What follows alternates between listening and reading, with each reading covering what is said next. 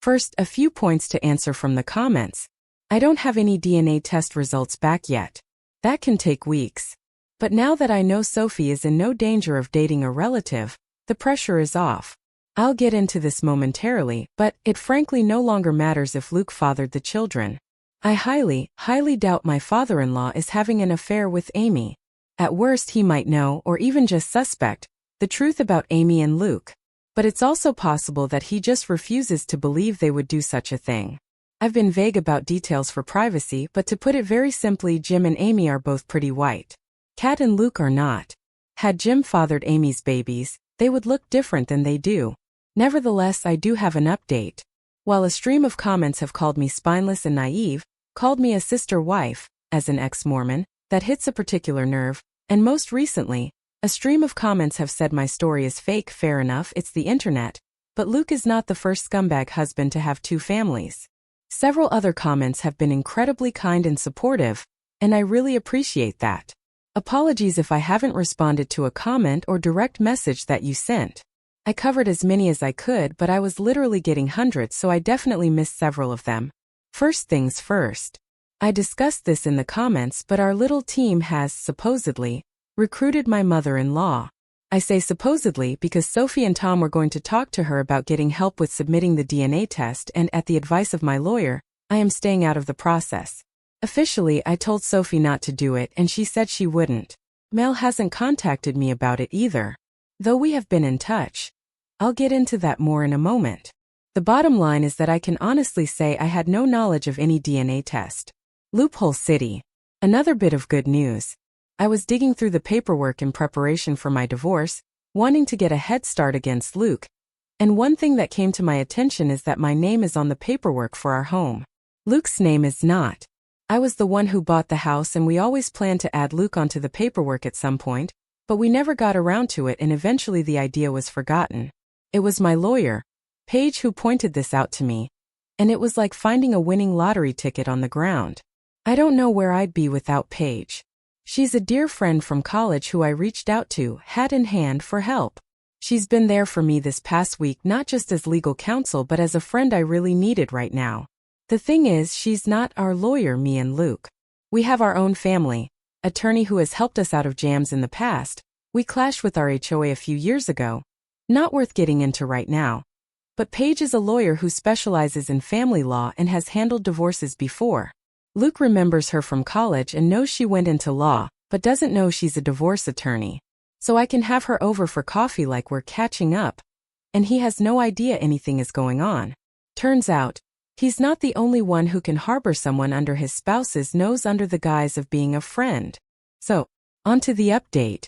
The last time I looked in Luke's phone was 3 months ago. Around the point Sophie and Tom began to go around claiming they wanted to date. I found nothing. While I know how to search for recently deleted photos and didn't see any, my comments taught me how to find recently deleted messages. So, when Luke was asleep, I did just that. Swiped his phone and brought it downstairs. Checked recently deleted. I am glad I did, but I also wish I had not, because I'm still reeling from the pain. Sure enough, a conversation with Amy had been deleted. Recent texts talking about the conflict between her and me, with Amy describing me as a problem, and Luke trying to pacify her, without defending me at all, to be clear. They both alluded to how they had expected this for a while, and just hoped it would never happen, presumably me accusing them of having an affair. While the whole conversation and the fact that it was deleted was sketchy, nothing was actually admitted. So I scrolled a bit higher to a few days before the fight. Amy's messages got a bit more flirty. Then, I saw it. 5 days before I confronted them, Amy had sent Luke a topless pic. A selfie with no shirt or bra. Guys, I teared up. I knew it was true, I knew it in my bones, but seeing the proof still cut me like a hot knife. Doesn't help that Amy's always had bigger breasts than me. I exited the Messages app and checked Luke's recently deleted photos. Sure enough, the same selfie was there, and others. Amy topless, Amy naked, in various poses to show off. There were pictures of the two of them together, cuddled and pressed close like a couple. In some of these she was naked. In some they both were. There were videos. Amy sent Luke a video message of herself topless, and I had to actually hear her voice talking to him in a tone that made me sick, about how she was sending him a quick video to help him get through the day. In more than one video she called him her boo, and hearing her call him that, I almost vomited. Stopped looking at that point. I'd seen enough. For about 5 minutes anyway. Then a strange compulsion to keep searching led me to check Luke's laptop. I knew enough of his passcodes to access his iCloud storage and, yeah, basically more of the same. There were letters, long letters between them. I didn't have the heart to read past the first few lines of one of them, but I did read Luke mention our children. There were countless naked/topless selfies of Amy. Selfies of them together. Videos where Amy appeared to be masturbating. There were sex tapes. Of the two of them, Tom had previously offered to try and hide a camera in Amy's room, but fuck, he never needed to. Luke was hiding a whole treasure trove under my nose all along. I scrolled and scrolled and scrolled. There were so many. Going back years. Not all of it was even sexual. There were some photos of Amy's kids too. One video was of Kaylee and the twins playing together when they were younger, and Luke and Amy's voices from behind the camera. There were even old pictures of Luke and Amy from when they were younger. I'd even say teenagers. I snapped. All these years I had been telling myself I had to be wrong, that it couldn't be true. Well, it was true. I know that no one forced me to look at as much of the evidence as I did, but I'm still hurting very badly from having seen it, and in that moment I wanted to act, so I did. I called my lawyer, who is a remarkable woman. It was the middle of the night, so I had to call her twice and she picked up. Though I had woken her. When I asked her to come by and said it was an emergency, she agreed. I also asked her to draw up the paperwork and have it ready. She told me that she'd already had it ready since I first reached out to her. As I waited for her, I went through the necessary channels on Luke's laptop to make sure he wouldn't be able to remotely disconnect our access to his little stash, changing passwords and all that. My lawyer, let's call her Paige, arrived, and I went outside to greet her in the car. Spent a good half hour in the passenger seat just crying, and she was great about that, before I passed her Luke's phone and his laptop, with all the information she needed to use them. She warned me that this could be considered theft. So I asked her to forward and print out copies of everything she could and then bring the items back because I just couldn't bear to do it myself. She agreed. I went back inside and then I packed up Luke's things while the house slept. At one point Owen got up to use the bathroom and asked me what I was doing, but I told him I was just cleaning. Luke stirred once or twice while I was in the bedroom but did not wake. I got all of his things packed into trash bags and I loaded up the car. That's when I woke him up and told him to come outside. He was confused and half asleep, but he did notice things were missing. I ignored his questions and just told him to come with me, so he followed me outside. Once we were by the car, I pulled out the divorce papers and officially handed them to him. That was about when he figured out what I was doing, and he tried to talk me out of it. Tried to be sweet with me, to be tender. He kept insisting that he loved me, and that there had never been anything with Amy. Kept trying to persuade me not to tear our family apart. Even 2 weeks ago, I might have wilted under him because the manipulation and gaslighting were truly masterclass, but I can see through it now. I didn't tell him that I knew he was full of shit. I didn't tell him what I had seen. I just told him we were finished. He tried a different approach. He refused to go. Stated firmly that our children were his too, and that even if we were separating, I had no right to just decide the kids would stay with me over him. This was where I very coldly presented the paperwork reminding him that the house is in my name, and told him under no circumstances would my kids be staying with Amy.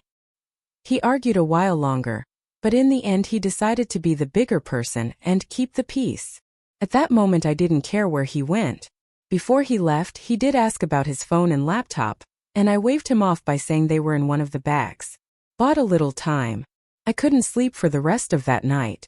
I cried more. Eventually I realized I'd have to wake my children up early and explain to the extent that I could. Naturally, I woke Sophie first. I told her that I had kicked her father out, and that I had discovered evidence of an affair on his devices. I did not specify what kind of evidence and she did not ask. I woke up the others and gently told them that their dad had gone to stay somewhere else for a while. That I wasn't sure where, but from now on things were going to be different. Louise was the one to ask if we were getting divorced and I couldn't lie to her. I told her yes. Owen asked when they could see their father again and I wanted to cry. Sophie was a very big help, urging her siblings to be sympathetic to me right now and worry about Dad later. I knew better than to poison them against their father, Paige warned me against doing that as well, so I only told Sophie that the affair was confirmed since she had already been in the know. However, as the kids were getting ready for school, Owen approached me and asked me point blank if it was about Amy, if Luke was going to be with her instead of me. I couldn't answer, but I suppose that's an answer on its own. Got the kids to school, and my next step was calling to have the locks changed. I knew Luke would be back for his devices before long, but thankfully Paige returned with them before he showed up again. It was a very quick visit. She just told me that all was accomplished, and she had records of everything we would need in court. Sure enough, Luke turned up an hour later demanding to know where his laptop and phone were. I had set them back in our bedroom like they had never moved, and I just told him he had forgotten them. He insisted that I had said they were in one of the bags, so I just shrugged him off and told him I must have been mistaken. After he grabbed them, he tried again to reason with me, but I just showed him the door. I knew the kids would start to come home from school before long, and I think he was trying to delay leaving so he could see them. I was not having it. I started shouting again and sent him on his way. I'm still just in absolute pain and despair for what I saw. I don't know if he'll realize that anyone went through his devices and made copies of the evidence, or if he suspects I saw anything, but he obviously didn't say so. After he left, I cried once again. Talked to my mother-in-law that night. Apparently Luke did show up to his parents' house, which was a surprise, as I was so certain he'd stay with Amy. But maybe even he knows how suspicious that would look to the children and doesn't want to rock the boat as much. Maybe he knows I'm more likely to let my children see their grandmother than Amy at this point, and he wants to see them to give his version of events. That is not happening. Kat already shared his version with me that he relayed to her and Jim, that I'm having some kind of mental breakdown, that he wishes he could help me, but my paranoia is causing me to lash out and turn violent. I was never violent. I shoved him away when he tried to hold me, that is all. And what's so hilarious is that he didn't mention Amy at all to his parents. He didn't even frame it as me falsely believing he was having an affair. Even though that's his story when talking to me, he left Amy out of it when talking to his parents. Kat noticed that. She believes me. Jim doesn't know what to believe anymore. According to Kat, he seemed very, very troubled by what he heard from all sides. As for Amy, she's radio silent. Tom has told Sophie that she's acting like nothing is wrong but is clearly stressed out. That when her children ask, she makes the same sort of claims. That I am having some kind of emotional nervous breakdown and pushing her away as well as Luke. She doesn't mention anything about my accusing them of an affair, but still puts it all on me. Amy has not reached out to talk to me directly, and I have not tried talking to her since our big argument. I haven't really told my kids anything, just that I'm having disagreements with Luke and Amy, though I was very clear that it is not a question of my mental health. Honestly, I think they all kind of know what's going on. Sophie continues to be my rock, as I try to be for her and the others, and Tom continues to be our spy in the ranks. Right now, my biggest regret is the stress that all of this is causing on the children, which I knew it would, but it still needed to be done. My life has fallen apart, but it was never my life. 6 days later. In my last post, there were a number of criticisms toward Paige. You guys will like this update, as it turns out, you weren't the only ones who had a problem with her. As far as the deed being in my name, it's not an absolute hook, line and sinker, but Paige is convinced that between that and my having been the one paying the mortgage, I stand a very good chance. It could be interpreted as a common marital property, but I'm going for primary custody with supervised visits anyway. I'm playing hardball. People also question whether I should still be posting these, but so long as it's all anonymous, I am in the clear. Doesn't even matter if someone who knows me could figure out I posted this. I didn't use any real names, or reveal my location or anything like that. As for the laptop, even Paige admitted that was questionable, but technically I gave permission and she was only doing what I could have easily done on my own. I just really didn't want to go through all of that content. As far as the divorce papers, Paige had them filled out after the very first time I contacted her. My serving them to Luke was ceremonial. She still contacted him later to officially serve him and request his lawyer's details. But before he could respond, I had already done something a little sneaky. I reached out to our family attorney, the one who has always been on call to represent me and Luke during our marriage. He helped us out of a jam with the HOA a while back. I'll call him Zach. Now, contrary to some of the comments' suggestions, I cannot just go around town consulting with every lawyer in the area, with the explicit purpose of locking my husband out of hiring them. That is bad faith and judges don't look too kindly on it. However, this was Zach. He had been my attorney and Luke's for years. I feel like I had just as much right to him as Luke did. And I got there first. So I was able to nail down our family's lawyer. Met with both him and Paige, and boy howdy do they not like each other. Zach brought up some of the same problems as some of my comments. He argued that Paige's activity was in the gray area and urged me to hire him to represent me in the divorce instead. That caused a bit of conflict as Paige is explicitly a family attorney, and this is her specialization. So I'm going to be consulting both of them from here on out. Zach actually thinks it's a good thing that I made these posts, as they can't really do much other than prove my sanity when Luke and Amy try to argue otherwise. Overall, I am doing better.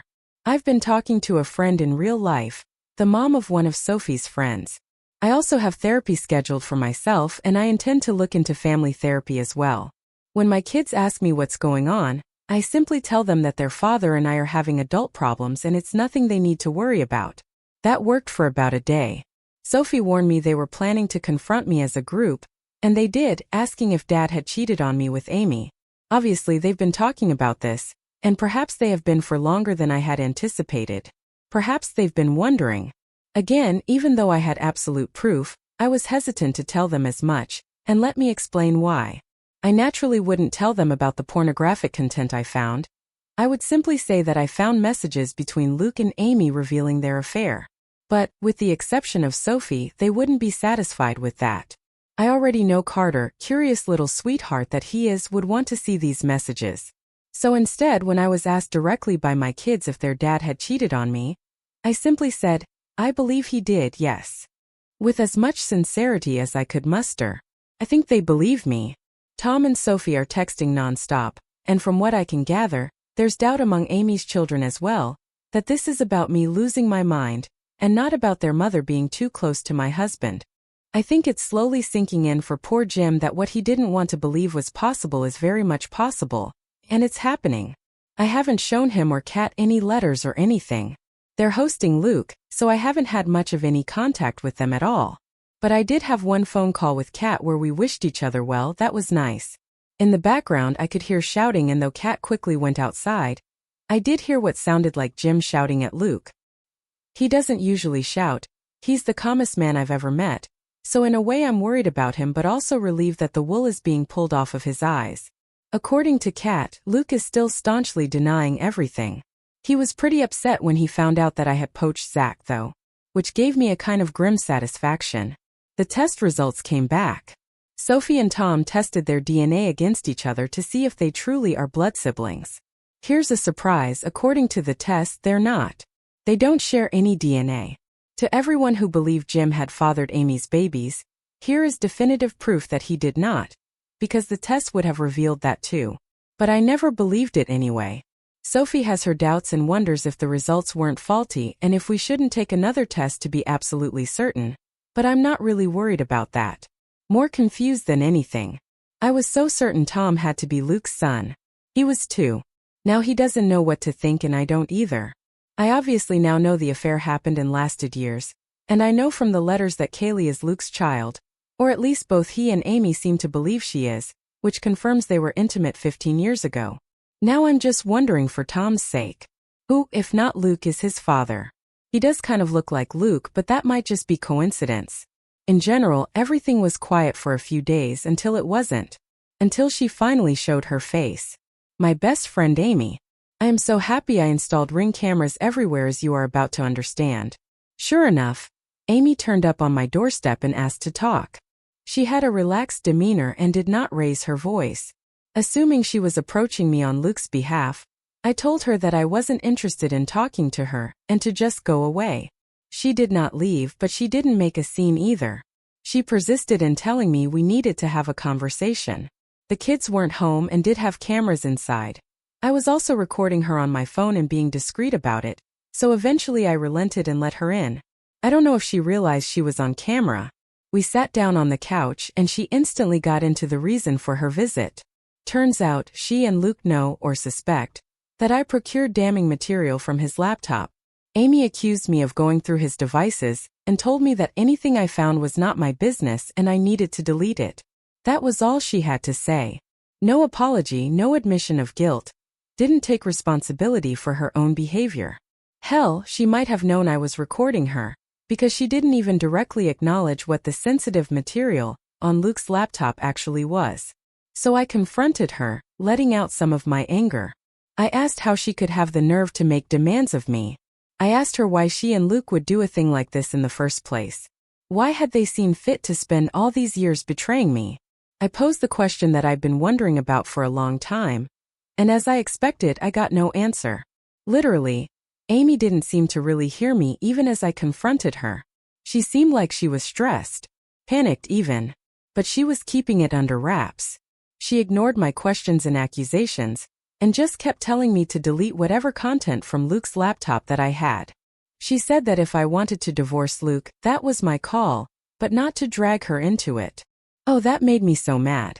I kept my temper, but I did snap back that she was already very much in it. Amy just kept repeating herself, telling me to delete whatever I found. So I just refused. I asked her point blank why I should. Why did I have any reason to? Amy got more aggressive, raising her voice. She was trying to intimidate me, but I held my ground. She told me that this wasn't about me, and that I needed to just do as she said. That it was very important. So I asked again why? And yet again she would not answer. So I asked her if Luke had sent her to do this or if she had shown up on her own. No answer to that either. It was like talking to a brick wall. So I asked her to leave. Just as I'd been afraid of, she wouldn't go. She refused to leave until I had deleted everything I'd found in front of her. I couldn't help laughing. I told her no, that wasn't going to happen. This is where I could see her starting to freak out more. In another moment, she got up, ran into the other room and grabbed my laptop. Before I could stop her, she smashed it on the floor. I really don't know why she thought that would work or get her the outcome she wanted. I think she was just panicking. Obviously, I still have everything except now I need to buy a new laptop. And sadly, her doing this was out of frame of the camera, but it's fine. All of my important files are backed up, and at that moment I was more concerned that Amy would do something else drastic. She looked like she was going to have a breakdown. I tried again very calmly to tell her that she needed to leave or I would call the police. She refused again, and just kept repeating her demand that I drop this whole cheating angle and divorce Luke without trying to argue that an affair took place. At that point I just stared at her. At the woman I had considered one of my dearest friends in all the world. And I told her that I didn't owe her anything, but she owed her children the truth. That they had the right to know where they came from. Who Luke really was to them. Amy bristled and told me it was none of my business, that I didn't understand her family and I needed to back off. She kept going back to this idea that I could divorce Luke, but I must not claim he'd had an affair with her. I just told her that I didn't need her permission to handle my divorce how I wanted, and told her again to leave. She got more and more desperate, and her anger accelerated to the point that she physically attacked me. I did not expect her to actually do this. I'm not much of a fighter, but I do know the human body pretty well, and where it's weakest. She hurt me pretty badly, but I got her off me. That part was very much on camera, and the whole audio was recorded on my phone. She finally left after that, and I immediately called to file a police report. I had the strangest feeling she'd try something similar and wanted to beat her to the punch. I was able to clean myself up by the time I had to face my kids, and while I downplayed the story, I did not lie to them about why I had a black eye. I told them, for their own safety, to steer clear of Amy. I also sent the footage to Paige and Zach, as well as pictures of my injured state before I cleaned up. They've also printed out the letters that reference Kaylee as Luke's child. I really feel like Amy just screwed herself over on all this. I don't know what her motives were. Was she protecting Luke? Was this his idea? Does she just really not want the world to know she's a homewrecker? Is she covering her own ass? As if people didn't know already. The more of my social circle I talk to and inform of the basics, the more people are confessing that they had wondered in the past if Luke wasn't cheating on me, but didn't have any concrete proof. I suppose Amy doesn't want her kids to know who fathered them, which does line up, but I'm still not sure about Tom. I didn't ask Amy about him in particular. I don't know why you guys are so eager for these updates, but I don't mind posting them. I've never blogged about my life before. I'd imagine it feels something like this. 6 days later. Hey guys. It's been a rough week. A lot has happened. I don't really want to talk about all of it in detail, so I'm going to keep this short. I know I never shut up, it's just how I am. But I'm going to be much more brief this go around. Luke has a lawyer now. I don't know him. But he met with Zach and Paige. To everyone saying I should have Amy arrested, I probably could have if I had shown the police the video. Instead, I just sent it to my lawyer. Maybe this makes me foolish, but even now, I think part of me is still trying to protect people I once loved and go easy on them. But everything's been on hold for the past few days because Jim had a heart attack. I saw Luke and I saw Amy and Amy's kids at the funeral. It was the first time we were all together since before all this happened. Nobody talked about what's going on, short of Amy briefly apologizing for what happened before. She did seem sincere, I'll give her that. But I wasn't about to call her out anyway. Amy, Luke, and Kat all seemed pretty devastated. I was too. But we all agreed not to argue or talk about the divorce and to just let the day be a ceasefire to focus on Jim. Luke and I had a nice conversation about him. I've been spending time with my kids and taking a couple of days off work. I have enough of them on the back burner. Luke also saw the kids twice before and after the funeral with me present. It went well. At my direction and Sophie's they didn't mention Amy, and Luke didn't try anything funny with any of them. I think he does miss them and hate that he can't see them thanks to all this. The kids are also pretty upset about losing Grandpa, on top of not being able to see Dad as much as before. I don't think any of them blame me, but that's far from the point, frankly. Carter slept in my bed the last 3 nights. I'll get more into this in the future when I have the energy to talk about what's going on in more detail. But whoever suggested that Kat lied about the test results was correct. She never sent them in. She confessed as much to me. I guess she didn't feel comfortable going behind her son's back. But did feel comfortable lying to me to protect him? Until she didn't, until she felt guilty and she came clean. Under the circumstances, I am not angry with her. But I know better than to trust her anymore. As far as I know, she did not tell Luke about the test. But it means Tom could still be Luke's son. Probably is. My lawyers finished going through Luke and Amy's letters with a finer tooth comb. The bottom line is they definitely found what it was that Amy didn't want me to see, and I now completely understand why she was so panicked. It has to do with why Amy and Luke didn't marry conventionally. They did something very bad. But this is genuinely something that I'm not sure I should be talking about, even on an anonymous internet post.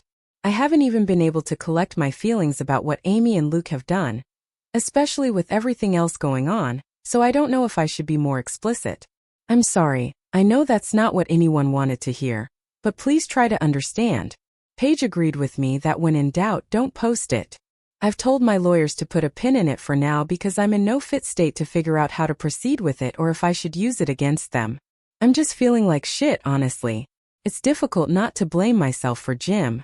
I can only imagine Luke and Amy are blaming themselves too. I know they're bad people. I don't forgive them. But this tore them apart as it did me, and I think all 3 of us feel like the divorce stressed Jim out to the point where it may have contributed. He already had heart disease. And in particular, I blame myself for showing him what I showed him. I showed him proof of the affair shortly before he died. I'll be carrying that with me for a very long time, even if I shouldn't. I'll update again whenever I do. I'm sorry. I'll respond to comments as I can.